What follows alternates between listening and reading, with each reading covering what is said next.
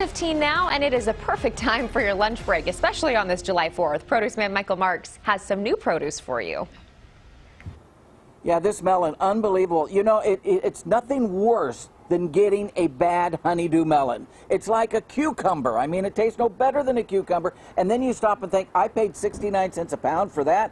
But there's nothing better on earth than when you get a heavenly tasting honeydew melon. Now, this actually was known as white Antibes in South France and Algeria, where it was very, very popular in the 1800s.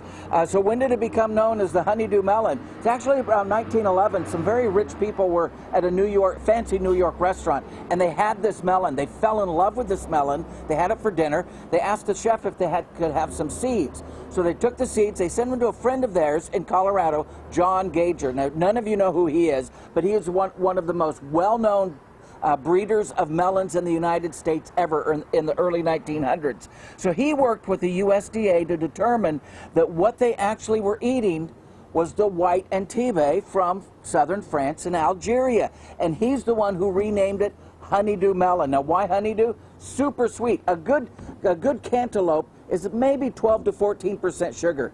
This honeydew melon, one of the sweetest melons, 16 to 17% sugar. Now, how do you pick it out? Oh my goodness, it's so tough. Well, first of all, I look for, see all these stretch marks? These are actually sugar marks on them. That's my cousin who works at Willy Wonka's chocolate factory. These are actually sugar marks. I look for those. That means good sugar content. Number two, no green tinge at all. Make sure on the melon itself, there's no green on it. It needs to be a nice pearl white melon on it. Now, finally, just put your hand on it.